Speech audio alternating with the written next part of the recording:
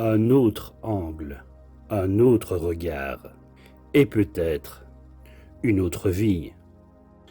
Pourquoi certaines âmes, comme Maria Callas, deviennent leurs œuvres, le veilleur du silence.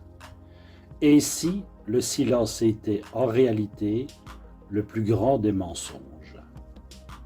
Pourtant, Maria Callas s'est éteinte seule dans son appartement parisien en 1977.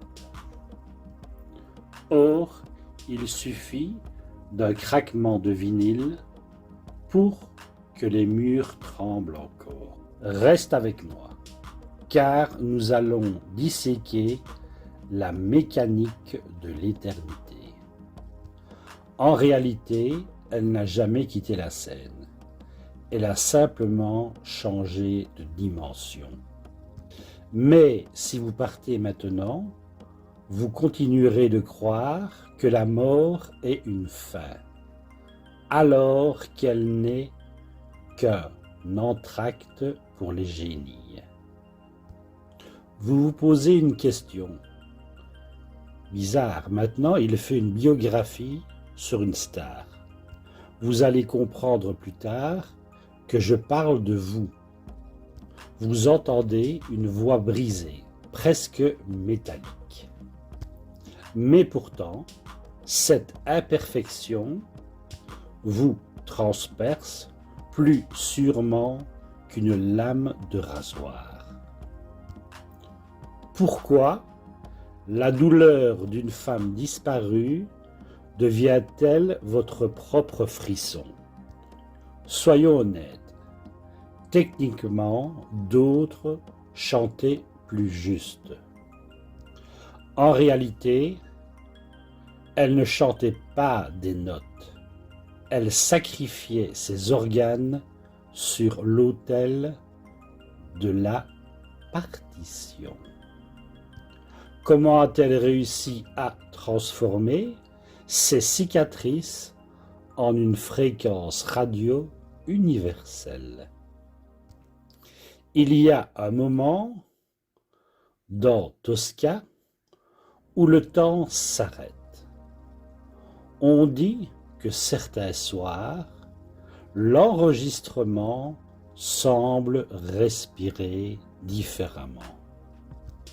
Reste avec moi pour comprendre pourquoi son fantôme hante chaque école de chant.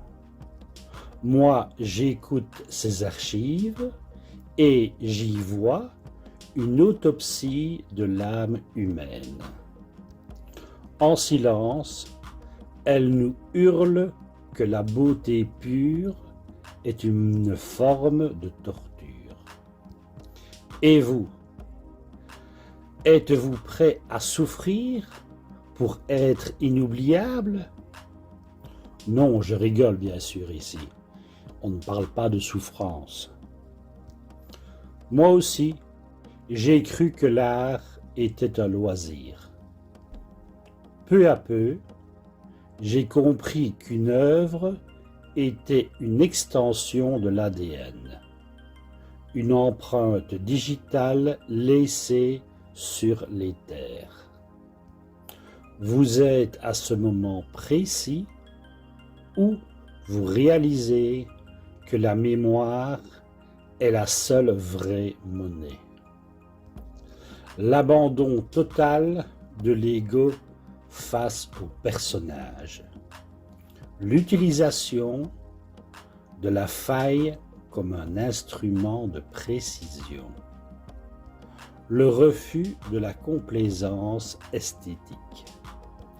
Et dire que pour un rôle, elle a perdu 30 kilos. Mais son œuvre pèse toujours plusieurs tonnes sur l'histoire de la musique. Voici le secret. Les âmes comme Callas ne vivent pas dans leurs œuvres. Elles deviennent l'œuvre. Le support n'est qu'un prétexte. Vous l'écoutez, vous frissonnez, vous comprenez. Ainsi, la mort n'est plus qu'un détail technique pour ceux qui ont osé être excessifs. Malgré cela, le monde essaye encore de la faire taire. Peu à peu, son écho grandit. Et vous, dans quelle œuvre de votre vie, vos proches continueront à vous faire revivre? C'est là la vraie question de cette vidéo. Quelle trace allez-vous laisser? N'oubliez pas que vos actes par rapport à vos proches laissent des traces. Alors vous serez Maria Callas ou pas Maria Callas? Un autre angle, un autre regard, et peut-être une autre vie, le veilleur du silence. Si ça résonne en toi, ce n'est pas un hasard. Dans la prochaine vidéo, je parlerai de toi, de ces réactions que tu crois être ton caractère, mais qui t'ont été apprises. Tu n'es pas cassé, tu es en train de comprendre. Le veilleur du silence.